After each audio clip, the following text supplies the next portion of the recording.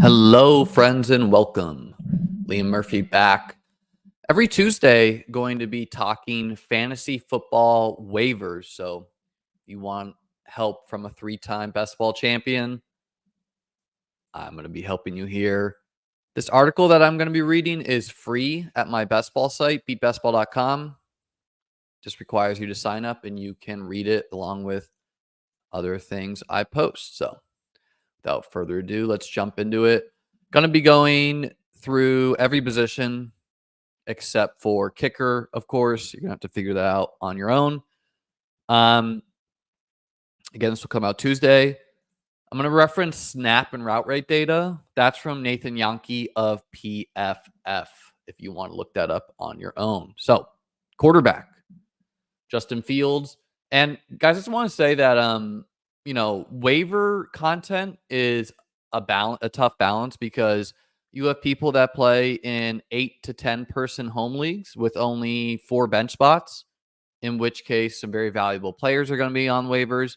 You have other people who play $2,000 high stakes fantasy football, 12 person very competitive leagues, in which case the waiver wire is very grim. So I'm going to give a mix here of players that are available in casual leagues, more shallow casual leagues, and players that I would target in more deeper leagues where the waiver wire is pretty grim.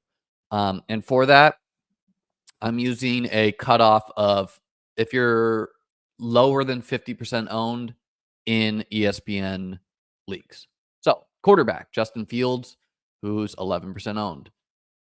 I said if you need a quarterback, no reason not to pick up Justin Fields, who leaves plenty to desire as a passer, but gives you a solid floor ceiling combo as a rusher of the football, while he remains the starter, that is. Steelers have a great schedule of Broncos, Chargers, and Colts for their next 3 games. Should be available in some high stakes leagues as well. Baker Mayfield, who's 34% owned. I think Baker's week 1 performance was more a byproduct of playing the Commanders defense, and I'm not sure I want to play him against the improved Lions D, but you can certainly do worse than Mayfield if you're desperate. After the Lions games, he has startable games versus the Broncos, the Eagles, and the Falcons. Matt Stafford, who's 35% owned, streaming quarterbacks versus the Cardinals defense will be viable week in and week out. That's the story with Stafford this week. He faces 2 tough defenses after the Cardinals game with the 49ers and Bears on tap. So the reason why I'm looking at 3 games ahead is if you're trying to decide between 2 players, and you're going to be streaming the position, you might as well go with the player who has an easier schedule the next couple games. So in this instance, even though Fields versus the Broncos, Stafford versus the Cardinals is pretty equal, I'd rather have Fields because I'm going to play him against the Chargers and Colts, and I don't really want to play Stafford against the 49ers and Bears defense. Daniel Jones, who's 7% owned. Terrible defense meets terrible offense. Who will come out on top? That's the story with Daniel Jones this week versus the Commanders defense. If I was desperate in high stakes leagues, I'd also be willing to play Jones, who should have a much better day. Jones is nothing more than a 1-week streamer, as the Giants face 2 of the best defenses in the NFL versus the Browns and the Cowboys after the Commanders game. Geno Smith, who's 14% owned. The Patriots defense certainly seems legit, but the more likely outcome is the Patriots should come crashing down to earth sooner than later. Geno plays the Dolphins and Lions after the Patriots game, which could both be shootouts as well.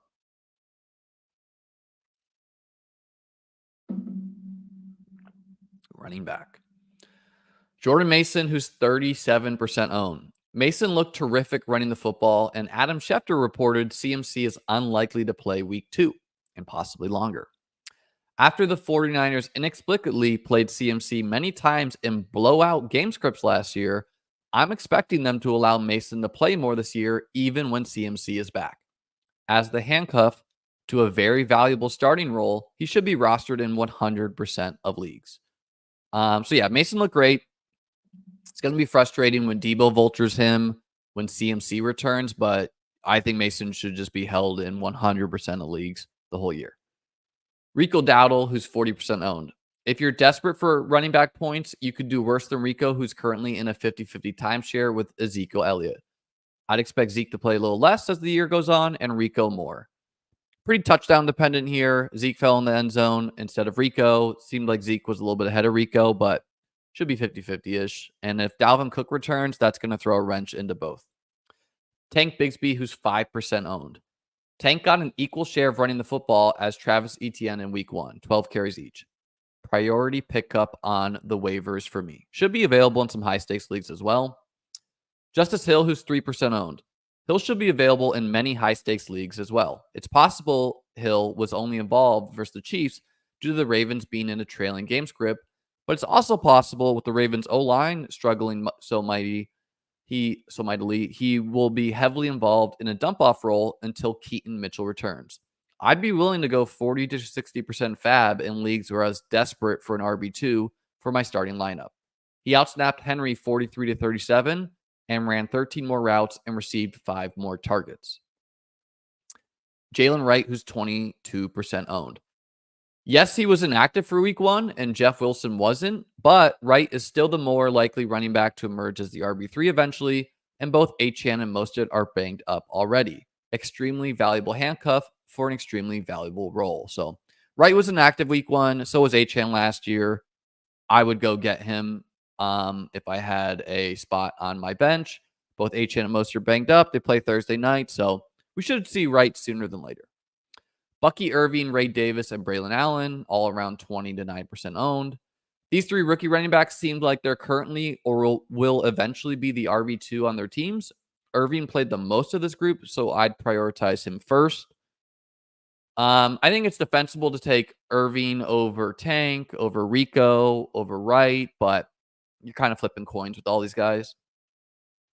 Alexander Madison, who's 10% owned. Madison should be available in many high-stakes leagues as well. He outsnapped Zamir White, ran 14 more routes than him, and out-targeted him 6-2. He won't score a long receiving touchdown each week, but you could do worse if you're desperate at running back. Antonio Gibson and Jaleel McLaughlin, both around 40% owned. Both these running backs have some PPR appeal, especially in games where the Broncos and Patriots are trailing. Gibson didn't play much in the Patriots win, but I'd expect him to in losing affairs. And then here's some deep cuts in your high stakes leagues. Emmanuel Wilson / Marshawn Lloyd, Kenneth Gainwell / Will Shipley, Trey Sermon, Carson Steele and Samaje Perine, Sion Vaki, and Jamal Williams. In deeper leagues, all these running backs should be the backups to valuable starters. So you're not going to really want to be playing many of these guys in your starting lineup, but Jonathan Taylor twists an ankle, Trey Sermon becomes a priority target for that week.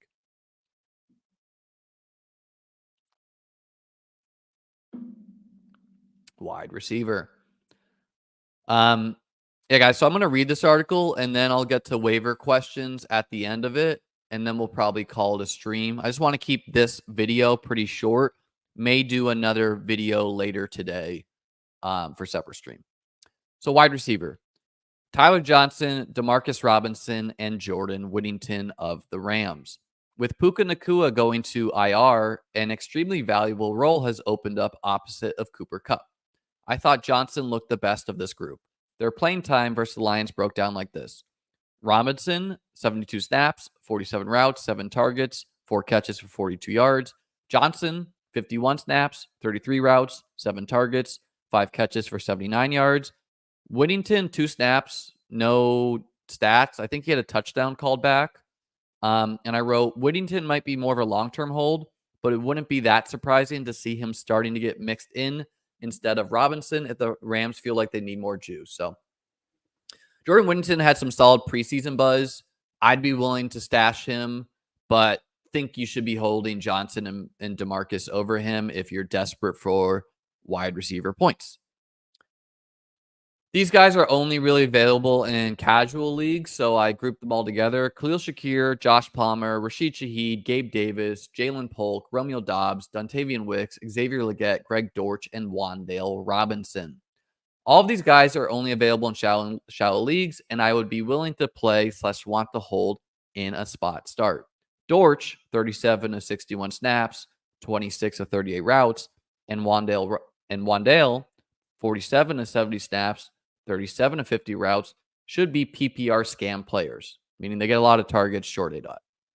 Davis, Gabe Davis, that is 50 of 53 snaps, 23 of 25 routes, and Rashid Shaheed, 45 of 66 snaps, 19 of 26 routes, are capable of huge games but low floors. So if you're deciding between a Dortch or a Gabe Davis or a Wandale or a Rashid Shaheed, you should think through, do I need 25 points to win?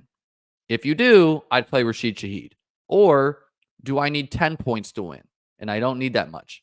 If you do, I'd play Wandale Robinson, who has a higher floor because he's going to get more targets. The Packers duo, you'll likely need to wait for Jordan Love to return to play, but they have contingent injury upside as well. Jalen Polk, 35 of 64 snaps, 18 of 29 routes, and Xavier Legette, 35 of 59 snaps, 23 of 39 routes, were both highly drafted rookies and played plenty.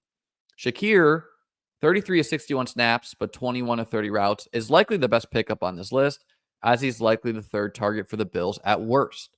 Josh Palmer, 46 of 57 snaps, 27 29 routes, and he was ejected, is the second wide receiver for the Chargers and also a startable player. Andre Yoshivas and Jalen McMillan, group these two together. They should be available in several high-stakes leagues as well. More likely, they're both better and best ball players, but Yoshivas, 100% of snaps, 100% of routes, is worth storing with Higgins' hamstring and contract woes, and Jamar Chase being upset with the team as well. And Jalen McMillan, 52 of 63 snaps, 29 of 33 routes, was the clear third wide receiver for the Bucs and should have had several touchdowns and did come down with one. So I think both these guys are deep ADOT, low target count. Possibly Jalen McMillan could be more than that as a rookie. But they're probably better in best ball where they'll have some big games, but it'll be hard to know when.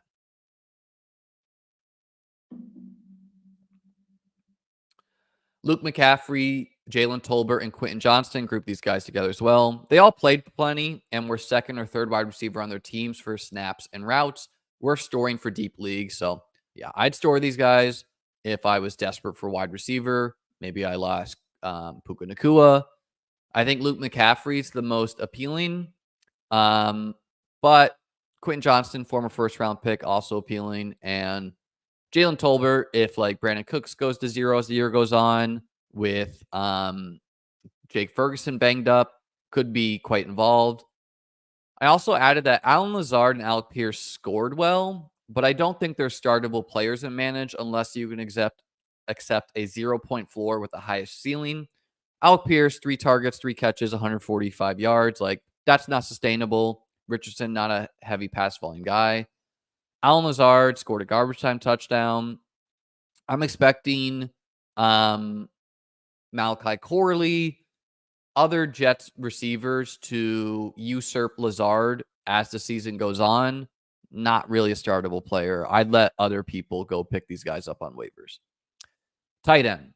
Remember, tight end is typically a touchdown-dependent position. So all else equal, choose the better team's tight end when you're choosing on the waivers. Isaiah Likely, 10% owned. The number one target on waivers this week. Mark Andrews should have better days, but Likely isn't going away. So few tight ends can be difference makers, and Likely is capable of this. Should be, at worst, the third target of the Ravens, and possibly could be the second target behind Zay Flowers and ahead of Mark Andrews this year. The Ravens played 12 personnel, meaning 2 tight ends, at a very high clip. Andrews played 59 of 80 snaps and 38 of 51 routes, and Likely 53 of 80 snaps and 35 of 51 routes. Not impossible. Likely finishes as the overall tight end 1 this year, which is pretty wild. So yeah, Andrews saw a lot of defensive attention. He's going to have better days, but and Likely's not going to score 20 points every week, of course, but he looks good. He looks capable in the short area of the field, in the middle area of the field, and down the field. So I don't know what else you want. You want to be playing tight ends who can win you your matchup, and Isaiah Likely can do that. He can win you your matchup by himself, which is huge if someone else is playing, like Hunter Henry. Colby Parkinson, he's less than 2% owned.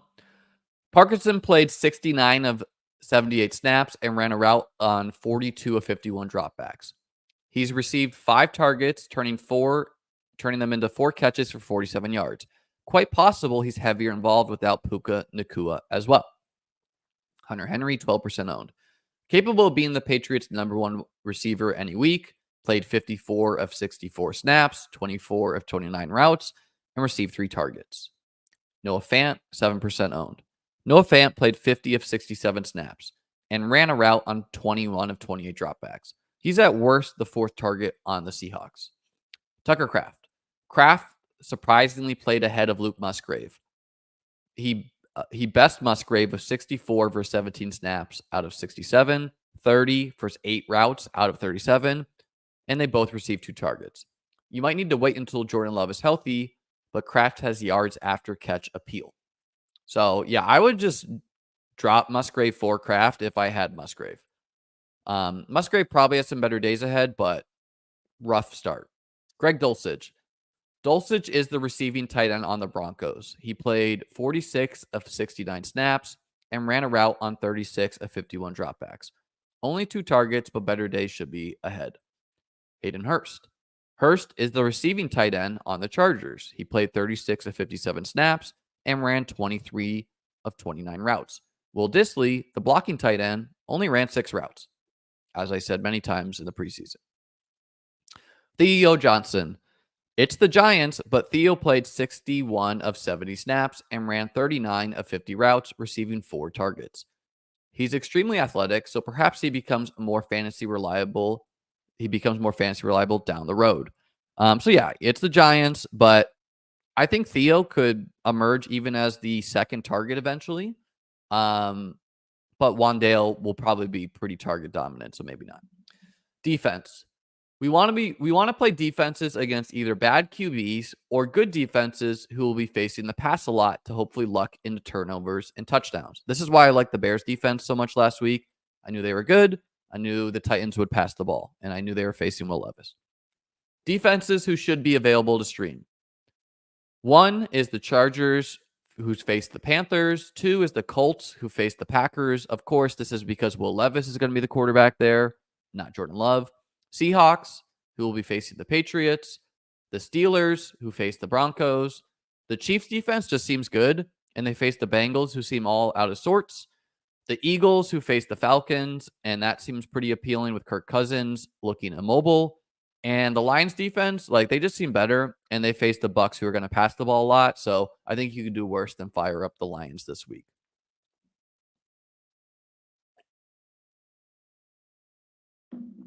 So let's get to a couple waiver questions, and then we'll call this stream. Yeah, I would 100% trade Stevenson for Ayuk. That's a smash. Got an offer from Marvin Harrison for Devonta Smith. Thoughts? I think they're pretty equally valued players. Marvin didn't look good, but I'd probably still like to trade for him. By the way, guys, got a lot of positive remarks on the week 1 review article. If you haven't seen that stream, check it out. It's on the channel under the live stream tab. So appreciate all the kind words there. Chargers defense or Bears defense? Probably, like, I don't really want to cut the Bears if they have a good schedule down the road, but they're playing the Texans, so I'd rather play the Chargers versus the Panthers. Pretty easy decision. How would you rank Ray Davis, Jalen Wright, Bucky Irving, and take Bigsby as RB stashes? If I need points right now, I'd want Bucky Irving #1. If I can afford to shoot for upside, I'd rank Jalen Wright #1. Tank Bigsby is also going to be playing. Ray Davis should also be involved. So it depends on my roster there. Let's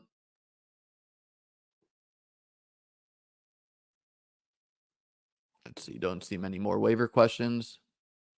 Is Hopkins just hopeless from here on out? I would not be starting Hopkins until he's healthy. I'd wait until he's running a full complement of snaps. He's not doing it right now.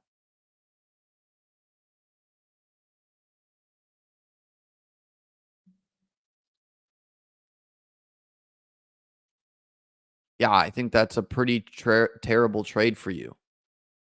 You traded Alvin Kamara and Brock Bowers for Brian Robinson and Jake Ferguson. Yeah, I don't like that. Trade London for Ayuk? I would. I think better days ahead for Ayuk. They play the Vikings, pretty smash spot. Keep Hawk or Ferg in IR spot. Easily Ferg. He should be back sooner than Hawkinson. I can drop P. Ryan for the Chargers defense and hold the Bears. Usually not worth holding a defense, but I'd look at the schedule there. And P. Ryan should be more involved in the future. Rico versus Zeke, 50-50 timeshare. I'd probably be starting Zeke over Rico, but it's going to be whack-a-mole as far as who has a better week, probably. Shit, man. How much fab unlikely if I have Kincaid?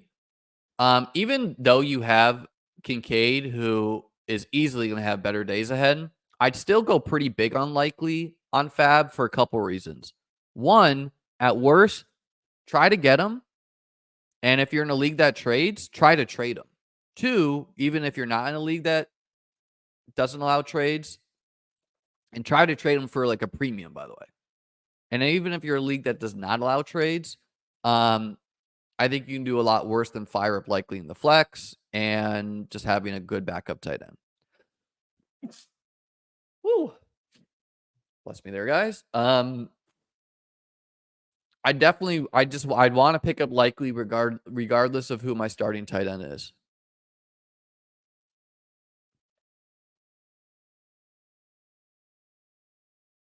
Dobbins versus Ford. Yeah, I think J.K. Dobbins is not going to be a thing for the whole year. Like, we've seen this before from James Robinson off the Achilles injury where he looked good and then he didn't. So I'm even worried this upcoming week. That being said, if there's any week I'm going to fire him up, it's first the Panthers. Yeah, I would try to get likely no matter who my starting tight end is. Doesn't mean you're going to play him, but I think at worst you could try to make a trade this week. Maybe someone is upset with Amon-Ra St. Brown. Try to trade I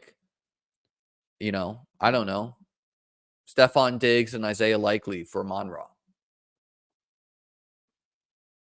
Those types of trades. Maybe the Mark Andrews owner would pay the most for Likely.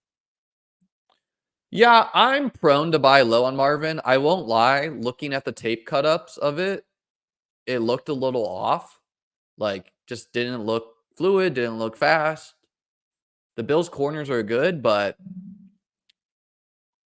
it was so windy. I think the Cardinals just have zero faith that Kyler can throw in the wind. I'll have my DFS article out in the future. Going to keep this more to waivers.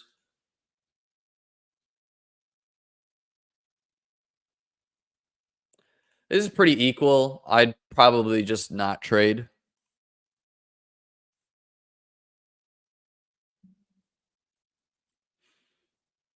Yeah, I agree. Michael Wilson looked more explosive. I don't know what's going on there, but I'm probably going to try to buy low on him.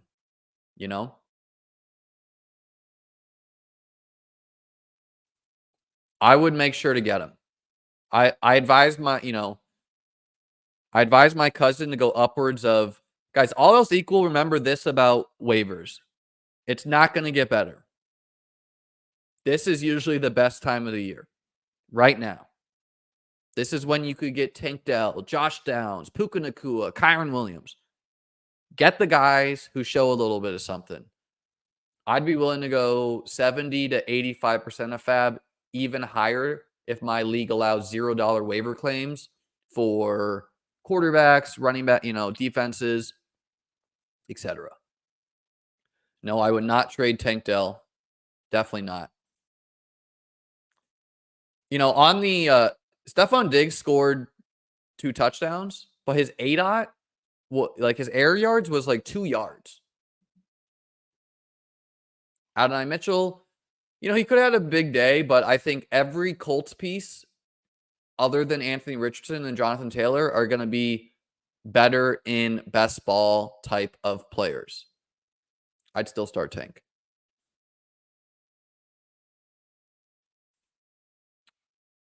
I'm not willing to drop Caleb after one game, but I'd rather start Fields over him this week probably. Um, I'd want to drop someone else. And honestly, I'd be okay playing Caleb against the Texans.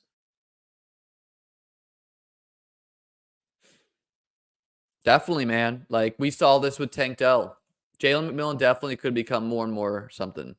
Jordan Mason or Likely. Ooh, tough choice, but I think Likely is the number one waiver target. But it would depend on my roster there. Like if I'm desperate for running back points, like in one of my high stakes leagues, I'm starting Zeke and Rico Dowdle. Like I'm gonna spend to go get a RB2 there.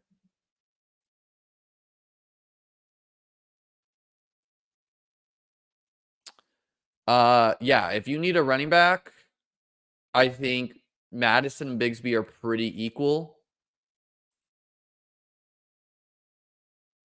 I wouldn't drop Rome unless I'm in a really shallow league, but he is banged up. He's going to be week to week. And if you're going to be able to get JMO, is what I assume Jams is, I think it's defensible. This isn't really true, Paul. Like Marvin was running wide open by that point, but if you look at the all 22, like that wasn't part of the equation. Hey, appreciate the super chat here, Josh. Percent of fab are you spending on Likely? Have Ferg?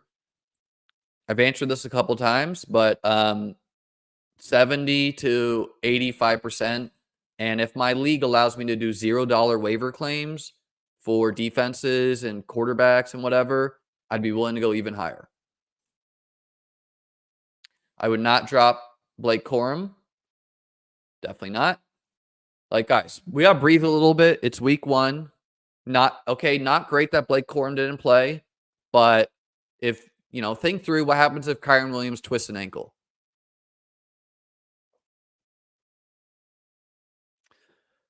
If you're decently deep at running back, I wouldn't want to spend too much fab on J.K. Dobbins. But, again, like it's going one or two ways for J.K. Dobbins. Okay, so he looked explosive, but he clearly does not have long speed anymore. Because he burst, and then got caught up by the defense. Like he just go, slowed down. So either he's going to ramp up and get better and better and better as he's further removed from injury, or like he's going to start losing more and more work. He's going to start playing less because he just doesn't have it anymore. So I'd be willing to like pick up Dobbins and then try to trade him to a desperate running back team. But for your team, if you're deep at running back, I wouldn't worry about it.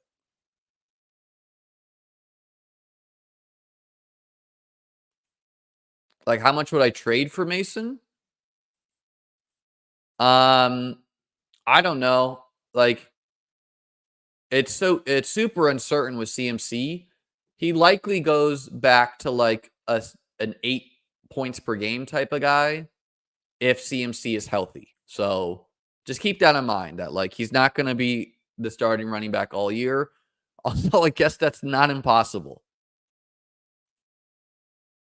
I also think Isaac Garendo is worth a deep stash. Is Wicks droppable?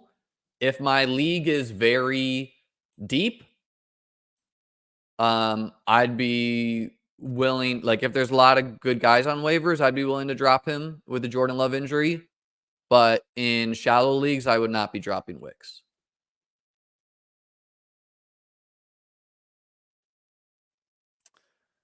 I think it's defensible to drop him for McMillan or Tyler Johnson, but I still don't want to do it. Like I'd probably just rather hold on to AD Mitchell and hope he can become a thing.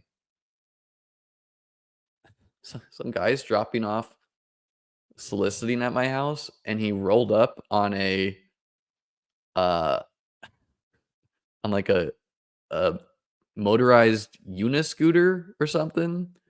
I don't know what's going on. Hey, appreciate the super chat. My wide receiver is Dell, Adams, Neighbors, Rice, Williams and Rome. Running back is Hall, Achane, and Dowdle. Should I get depth at running back? Have a trade currently for Waddle with Adams.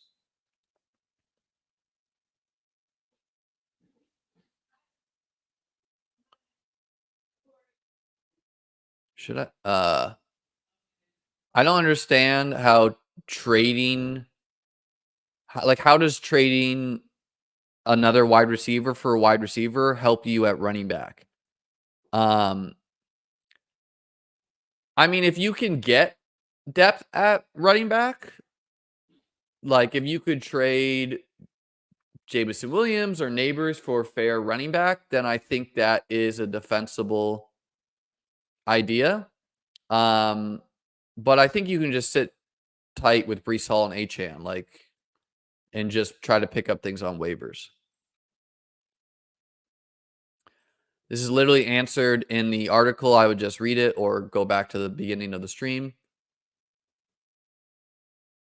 How much are we dropping for Jalen Wright? I don't know, like nothing crazy. I don't think people are going to be hip to it. So 5%,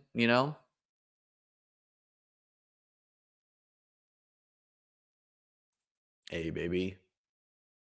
I was super ahead of the Jordan Mason in my rankings. That's definitely a win for Beat Best Ball subscribers. Had him at the 150s for weeks before Mitchell was ruled out.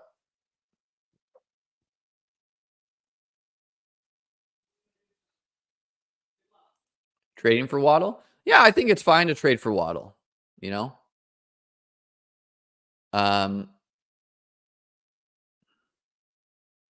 when you're going through your best ball teams, Tanner, I think we'll start doing that more on Mondays. I mean, I don't know. There's really no point after week one. Week one was super wacky, super high variant, like Alan Lazard scored super well. But I'll probably start trying to group that in. Davis and I are going to be doing a show on Wednesdays going forward as well for Battle Royales. Yeah, 49ers look real good. I wouldn't panic if you're a Jets fan. I think better days ahead for them.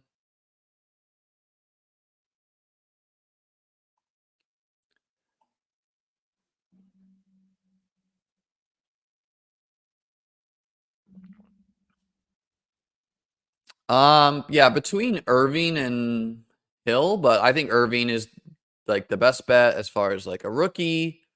He played a lot week one.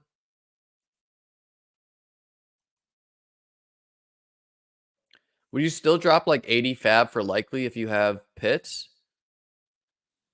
Yeah, let me put it this way. In leagues where in my high stakes leagues with the tournament setting, I'd be willing to spend all the fab on likely. In your home leagues, people are probably not going to be that aggressive. And if you're playing against worse people who are just not going to attack the waivers, maybe there's something to be said to where you want to keep some waiver money to get anyone who comes available. But all else equal, go get the guys.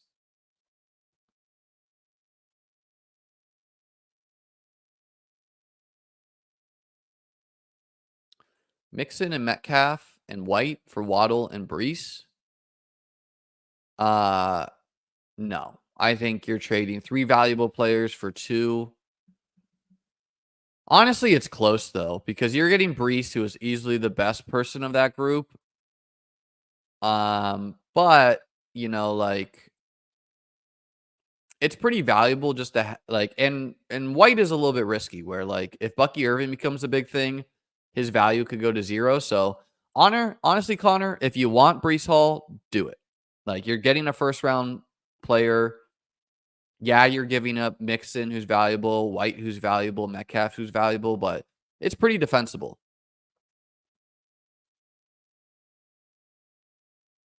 Should I be concerned with London? Kirk is looking cooked.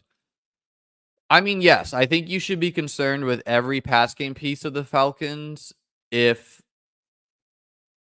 Kirk Cousins is going to remain the starter. At the same time, I think you have a couple outs. One, Aaron Rodgers looked much better than Kirk Cousins.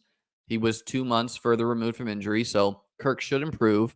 And 2, if Kirk continues to look like ass, he's going to get benched. And so Michael Penix could be an out for you. Would I drop Ray Davis for Marshawn Lloyd? Probably not. It's not even guaranteed that Lloyd is ahead of Emmanuel Wilson.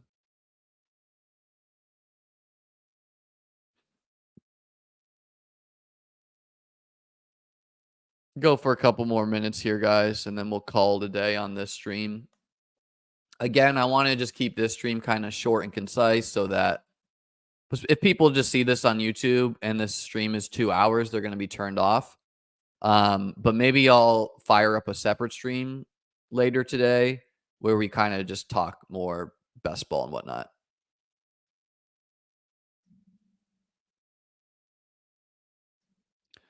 Clearly starting Worthy over London next week, right? Chris, it's close, but for funness reasons, probably, yeah. Still holding Braylon Allen over Bigsby. It's close. Like, if I don't need running backs, then probably, because I think Braylon Allen's a higher ceiling player. But if I need running back production, like Bigsby's playing, and he also has contingent upside. Yeah, Christopher just said this, but every Wednesday, Davis and I will be co-streaming a show on our channel. So look out for that tomorrow.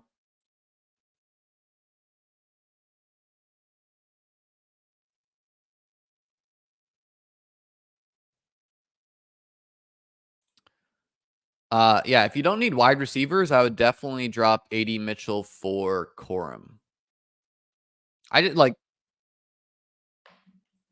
let's pull up the Colts box score here, guys. And of course, this won't be every game. Now, AD Mitchell almost had a huge game, but Anthony Richardson had 9 completions for 212 yards and 2 touchdowns. In general, when a quarterback has such little pass volume, no one is startable in their receiving corps. You know, they just aren't. Unless I was down 40 points and knew I needed a huge performance. Then I can accept the fact that all his wide receivers have a 0 floor. Like your floor is literally 0 when your quarterback has only completed 9 passes.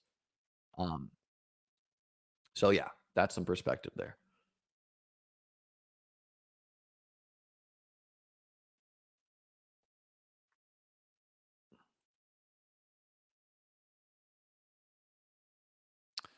I'd hold Chase Brown, contingent upside, probably going to be more involved. Yeah, I wouldn't panic on like any of the timeshare running backs. It's probably too much, Dave, but I don't have the schedules memorized. Yeah, no, I definitely like Brian Thomas plays the Browns defense, one of the best defenses in the league, so I'd play London.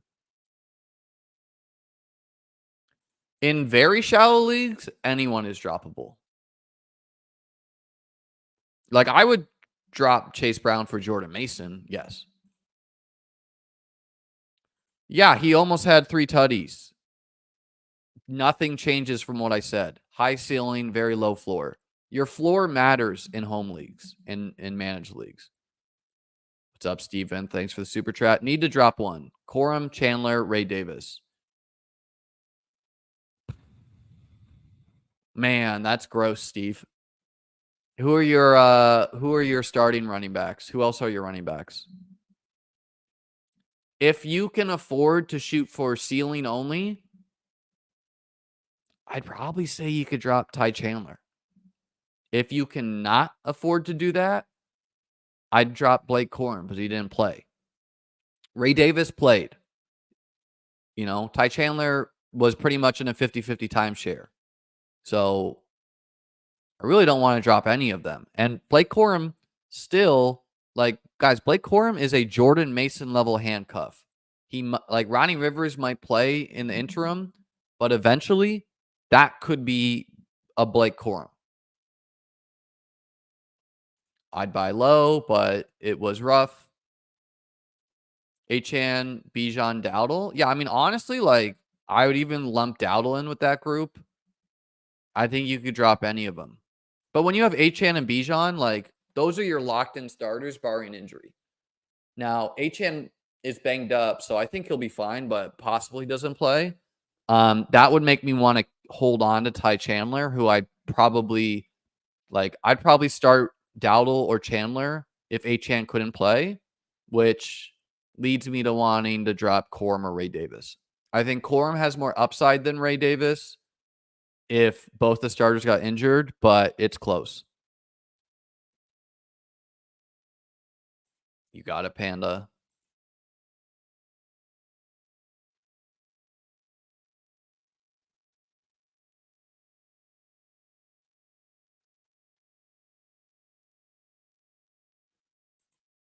I was at least drafting Debo over London.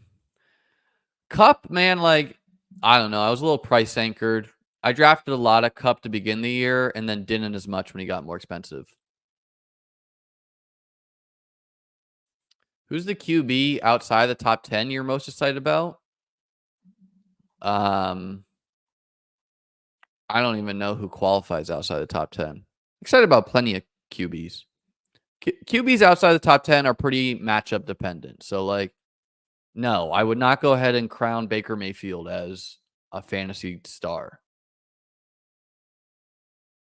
Yes, Taysom is still able to break fantasy football, but high ceiling, low floor. He's like an Adonai Mitchell at tight end.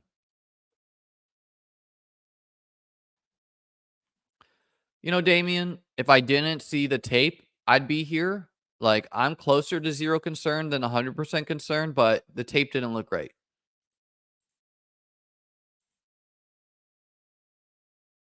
Well, that's why we're here, Ball's Life, to help you out. If I have Achan and Brees, do I need to sell Mason, like in case something goes wrong? I wouldn't say you need to sell him, especially because, again, Achan was a little banged up, so possible he doesn't even play on Thursday. But if you got a huge offer from the CMC owner, then responsibly, I would sell him. Yeah, I mean, we might see Jameis Winston quite soon. Deshaun Watson, another sexual assault charge has been occurred, or however you phrase that correctly. So, yeah. I would go back and listen to the beginning of the stream or read the article. Spelled this out. Would I trade Jaden Reed for Flowers? Pretty equal players there, Sebastian. Probably not. Or trade away Jaden Reed, like probably just with the Jordan Love uncertainty. Even though he's going to return, is he going to return to the same level? I don't know. And I think Flowers doesn't have the same weekly ceiling as Jaden Reed, but has a pretty high floor.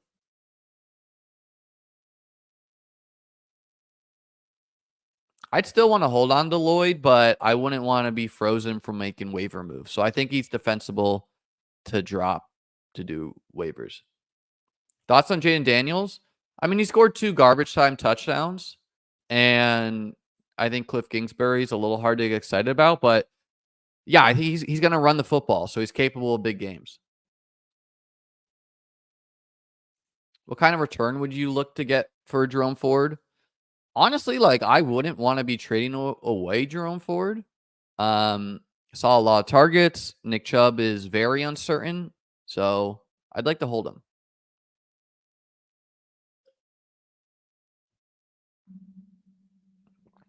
I was just offered Drake London for my Xavier Worthy in PPR. Do I have to say yes to this?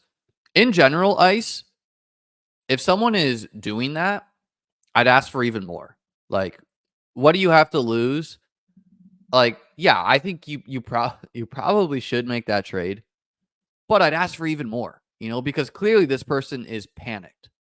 So say something like, "No, man, you kidding me? Like, looked how good Xavier Worthy looked, yada yada," and then ask for more, and that way you're like at least getting max value, you know.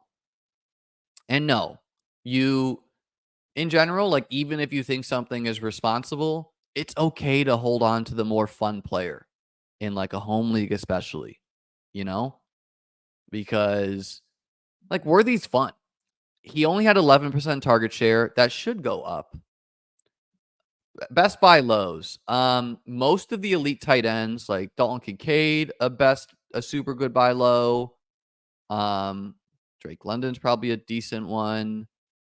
Yeah, all the elite tight ends I would buy low on. Sam Laporta. I think Amon-Ra St. Brown, if you could get some panic out of that. Like if someone's worried Jameson Williams just the one there now. Who else disappointed? I would sell Deontay Johnson. No. I don't really want to be buying Panthers pieces. Who else disappointed at running back? Marvin Harrison Jr. If someone's panicking there, I would buy low just to let it. Oh yeah, Chris Olave, a great buy low because Olave is a better buy low than London because Olave didn't produce largely due to the Saints just beating up on the Panthers. London, we're just worried about the quarterback, but I would buy low on both.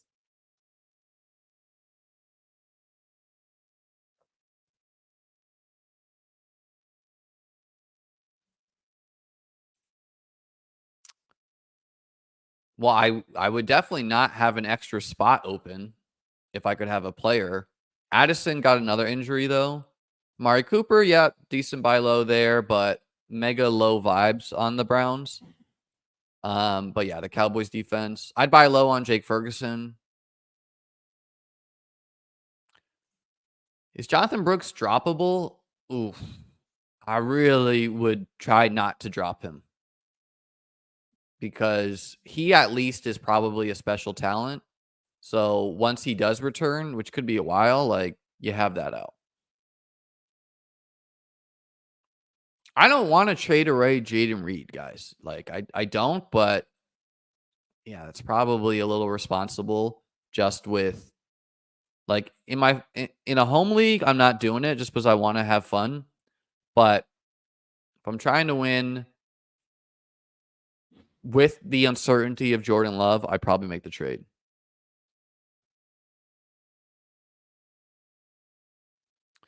All right, guys. I think we're gonna end it there. Hope you enjoyed this week one waiver article.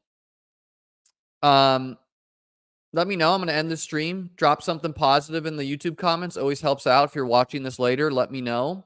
Again, I'll be doing this every Tuesday.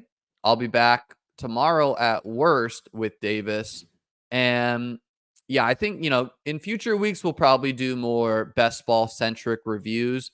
It's just kind of hard after week one where it's super meaningless. I don't have a super strong advance rate, but yeah, I wouldn't care. I wouldn't care if I have a strong advance rate or if I don't right now, because again, it's week one. And like, basically, if you have Isaiah Likely, you're probably doing well. If you have Jaden Reed, you're probably doing well. If you drafted Tyreek Hill, you're probably doing well. If you drafted Puka Nakua, you're not doing well. Unfortunately, I drafted a lot of Puka Nakua, so that sucks. But it sucks for the now, but if you can get a low-owned Puka Nakua to the playoffs, that rocks. I drafted a lot of Roma Dunze. That's not doing hot. I drafted a lot of Jake Ferguson. He's hurt. If you drafted Njoku, he hurt. If you drafted CMC, you're probably not doing too well, So super high variance. Give it a month. Give it 2 months. It will iron out. Your structure and whatnot will take hold. Like if someone drafted Alec Pierce, they're probably advancing right now. I don't think that's going to hold. Peace out. See you soon. Like, subscribe. Appreciate you. Join my Discord. Link below.